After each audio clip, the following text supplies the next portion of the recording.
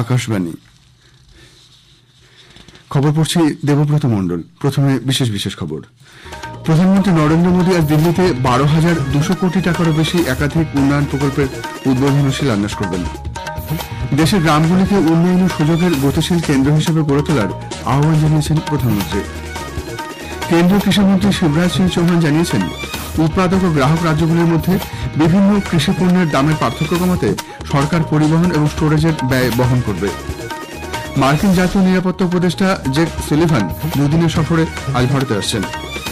অস্ট্রেলিয়ার সিডনিতে বর্ডার গাভাস্কার ট্রফির পঞ্চম টেস্টে ভারতের বিরুদ্ধে জেতার জন্য অস্ট্রেলিয়াকে 162 রান করতে হবে।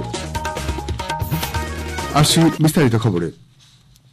প্রধানমন্ত্রী নরেন্দ্র মোদী আজ দিল্লিতে 12,200 কোটি টাকারও বেশি একাধিক উন্নয়ন প্রকল্পের উদ্বোধন ও শিলান্যাস করবেন।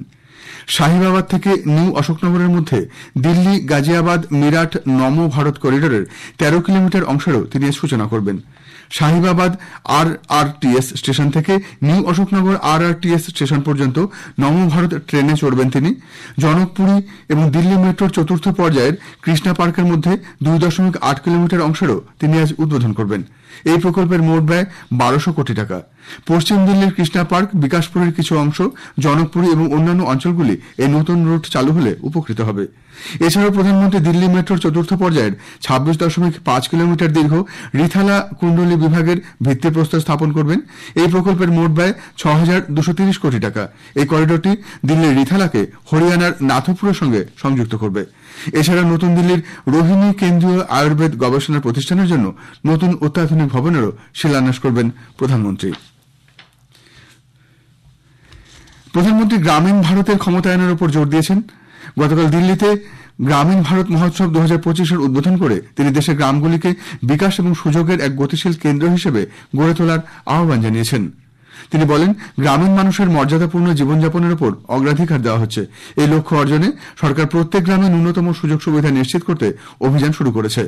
শ্রী মোদী উল্লেখ করেন, গ্রামীণ সমাজকে স্বয়ংসম্পূর্ণ করে তুলতে প্রধানমন্ত্রী কিষাণ সম্মান নিধির অধীনে 3 লক্ষ কোটি টাকা দেওয়া হয়েছে কৃষকদের। গ্রামাঞ্চলের মানুষের সুবিধা এবং বিকাশের লক্ষ্যে স্বচ্ছ ভারত অভিযান, প্রধানমন্ত্রী আবাস যোজনা, প্রধানমন্ত্রী জলজীবন মিশনের মতো প্রকল্পগুলি হাতে নেওয়া হয়েছে।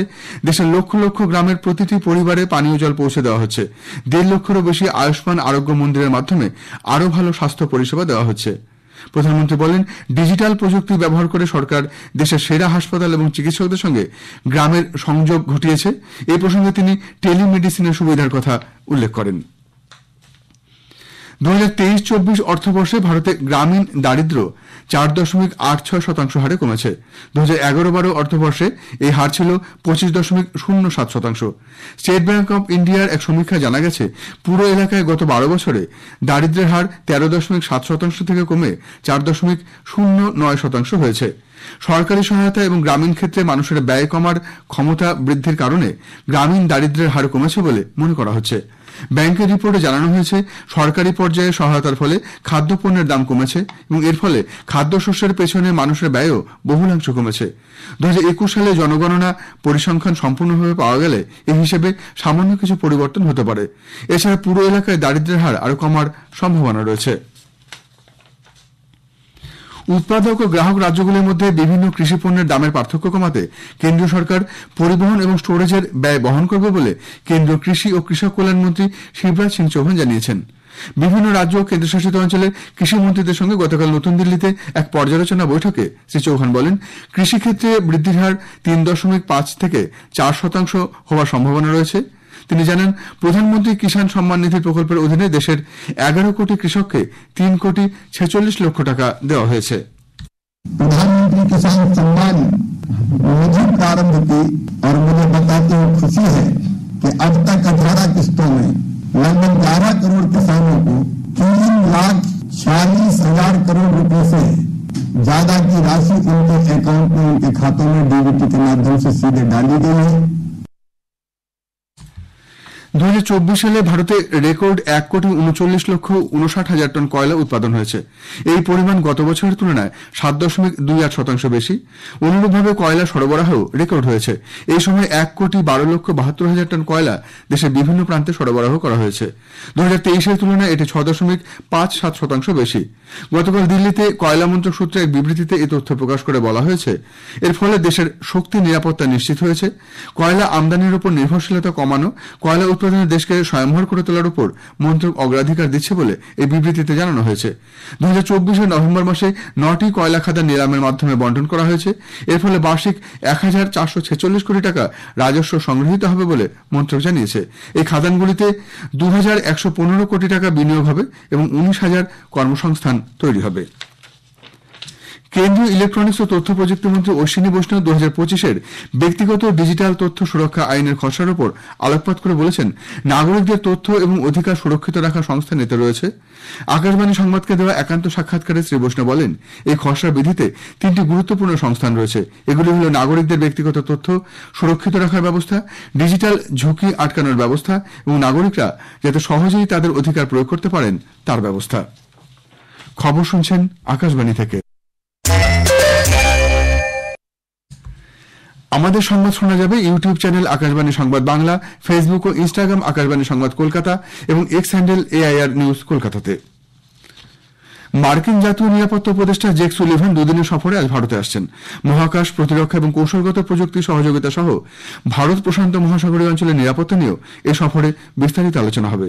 সুলিভান ভারতের বিদেশমন্ত্রী এস জয়শঙ্কর ও অন্যান্য ভারতের নেতাদের সঙ্গেও সাক্ষাৎ করবেন। তিনি ইন্ডিয়ান ইনস্টিটিউট অব টেকনোলজি দিল্লিতেও যাবেন। সেখানে তিনি তরুণ ভারতীয় উদ্যোগপতিদের সাথে সাক্ষাৎ করবেন। মার্কিন যুক্তরাষ্ট্রের 47তম রাষ্ট্রপতি হিসেবে ডোনাল্ড ট্রাম্পের অভিষেকের আগে এবং 20 জানুয়ারি রাষ্ট্রপতি জো বাইডেনের অফিস ছাড়ার ঠিক আগে এই সফর অনুষ্ঠিত হচ্ছে। উল্লেখ্য, ড জয়শঙ্কর সম্প্রতি ওয়াশিংটন সফর করেন এবং সুলিভানের সঙ্গেও বৈঠক করেন। উত্তরপ্রদেশ সরকার স্পেনে আয়োজিত আন্তর্জাতিক পর্যটন মেলায় মহাকুম্ভ মেলা 2025-এর প্রচার করবে। মহাকুম্ভ মেলাকে সাংস্কৃতিক ঐতিহ্য হিসেবে উপস্থিত করা হবে এবং এর আধ্যাত্মিক, ঐতিহাসিক ও সাংস্কৃতিক তাৎপর্য তুলে ধরা হবে। উত্তরপ্রদেশ পর্যটন বিভাগ মাদ্রিদে আন্তর্জাতিক পর্যটন মেলায় মহাকুম্ভের জাঁকজমক বিশ্বমঞ্চে উপস্থাপনের পরিকল্পনা তৈরি করেছে। পর্যটন মেলায় মহাকুম্ভ 2025 এবং উত্তরপ্রদেশের সমৃদ্ধ সাংস্কৃতিক উত্তরাধিকারকে কেন্দ্র করে থিমাটিক গ্র্যান্ড প্যাভিলিয়ন প্রদর্শিত হবে। কেন্দ্রীয় বস্ত্রমন্ত্রী গিরিরাজ সিং গতকাল পশ্চিমবঙ্গের নদিয়ার ফুলিয়ায় ইন্ডিয়ান ইনস্টিটিউট অব হ্যান্ডলুম টেকনোলজির নবনির্মিত ভবনের উদ্বোধন করেন। শ্রী সিং তার ভাষণে বলেন, এই বাংলার মাটি বঙ্কিমচন্দ্র, নেতাজি ও বিবেকানন্দের স্পর্শধন্য। বাংলাকে কোনোভাবেই বাংলাদেশ হতে দেওয়া হবে না বলে তিনি মন্তব্য করেন। এ রাজ্যে NRC এবং CAA চালু করতে তিনি মানুষকে সচেতন হওয়ার আহ্বান জানান।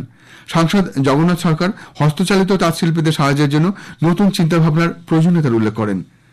রাজ্যের বিরোধী দলনেতা শুভেন্দু অধিকারী তাঁত শিল্পে ব্যবহৃত বিদ্যুতের মাশুল বাণিজ্যিক হারের পরিবর্তে গার্হস্থ্য হারে দেওয়ার দাবি করেন। আমাদের জেলা সংবাদদাতা এ খবর দিয়ে জানাচ্ছেন, 2015 সালে Indian institute of handloom technology চালু হওয়ার পর এটি কারিগরি শিক্ষা প্রতিষ্ঠানে চলত। কেন্দ্রের দেওয়া প্রায় 76 কোটি টাকা ব্যয়ে নির্মিত নতুন ভবনে স্মার্ট ক্লাসরুম, ছেলে ও মেয়েদের জন্য পৃথক হস্টেল, অত্যাধুনিক ল্যাব, কনফারেন্স রুম ও প্রশাসনিক ভবন রয়েছে। 3 বছরের ডিপ্লোমা কোর্সে বর্তমানে 30টি আসন বাড়িয়ে আগামী শিক্ষাবর্ষ থেকে 60টি আসন করা হবে। কেন্দ্রীয় শিক্ষামন্ত্রী ধর্মেন্দ্র প্রধান বলেছেন, দেশের শিক্ষা পরিকাঠামো উন্নয়নে সরকার আরও তহবিল বরাদ্দ বৃদ্ধির পরিকল্পনা করছে। গতকাল দিল্লি বিশ্ববিদ্যালয়ের সমর্পণ সমারোহের উদ্বোধন করে তিনি একথা বলেন। এই অনুষ্ঠানে শ্রী প্রধান সশক্ত বেটি ও দৃষ্টি প্রকল্পের উদ্বোধন করেন। চীনে গত কয়েক সপ্তাহ ধরে শ্বাসকষ্টের এক রোগে ক্রমবর্ধমান সংখ্যার প্রেক্ষিতে কেন্দ্রীয় স্বাস্থ্যমন্ত্রক যৌথ নজরদারি গোষ্ঠীর বৈঠক ডেকেছিল। নতুন দিল্লিতে গতকাল স্বাস্থ্য পরিষেবা মহানির্দেশকের পৌরোহিত্যে ডাকা এই বৈঠকে বিশ্ব স্বাস্থ্য সংস্থা, বিপর্যয় মোকাবিলা সেল, জরুরি চিকিৎসা ত্রাণ শাখা, জাতীয় রোগ নিয়ন্ত্রণ কেন্দ্র, ICMR সহ সংশ্লিষ্ট সব দপ্তরের বিশেষজ্ঞরা এই বৈঠকে উপস্থিত ছিলেন। রাশিয়া ইউক্রেনকে হুঁশিয়ারি দিয়ে বলেছে, বেলগ্রদ অঞ্চলে আমেরিকার ATACMS ক্ষেপণাস্ত্র দিয়ে ইউক্রেন বাহিনীর আঘাত হানবার চেষ্টার যোগ্য জবাব দেওয়া হবে। কিয়েভের এই হামলার পাল্টা ব্যবস্থা নেওয়া হবে বলে রুশ প্রতিরক্ষা মন্ত্রক জানিয়েছে। ভারত ও বাংলাদেশের মধ্যে দুদেশের জলসীমাবন্দী মৎস্যজীবীদের আজ বিনিময় করা হবে। এজন্য ডায়মন্ড হারবার সংশোধনাগার থেকে বাংলাদেশের 12 জন মৎস্যজীবীকে হলদিয়ার তটরক্ষী বাহিনীর সদর কার্যালয়ে নিয়ে যাওয়া হয়েছে। ওড়িশার পারাদ্বীপ থেকে নিয়ে আসা হয়েছে আরও 78 জনকে। বাংলাদেশ উপকূলরক্ষী বাহিনীর হাতে তাদের তুলে দেওয়া হবে। অন্যদিকে ভারতীয় তটরক্ষী বাহিনীর হাতে তুলে দেওয়া হবে ওপারে বন্দী 95 জন মৎস্যজীবীকে। অস্ট্রেলিয়ার সিডনিতে বর্ডার গাভাস্কার ট্রফির পঞ্চম টেস্টে ভারতের বিরুদ্ধে জেতার জন্য অস্ট্রেলিয়াকে 162 রান করতে হবে। এর আগে আজ সকালে ভারতের দ্বিতীয় ইনিংস 157 রানে শেষ হয়। অস্ট্রেলিয়ার স্কট বোল্যান্ড 6টি উইকেট দখল করেন। চতুর্থ ইনিংসে জয়ের জন্য 162 রানের লক্ষ্যমাত্রা নিয়ে খেলতে নেমে একটু আগে পাওয়া খবর অনুযায়ী অস্ট্রেলিয়া 1 উইকেটে 51 রান করেছে। শ্যাম কনস্টান্স 22 রানে আউট হয়েছেন। একমাত্র উইকেটটি নিয়েছেন প্রসিদ্ধ কৃষ্ণা। শেষ করার আগে বিশেষ খবর আরেকবার। প্রধানমন্ত্রী নরেন্দ্র মোদী আজ দিল্লিতে 12,200 কোটি টাকার বেশি একাধিক উন্নয়নমূলক প্রকল্পের উদ্বোধন ও শিলান্যাস করবেন। মার্কিন জাতীয় নিরাপত্তা উপদেষ্টা জেক সুলিভান দুদিনের সফরে আজ ভারতে আসছেন। খবর এখনকার মতো এ পর্যন্ত।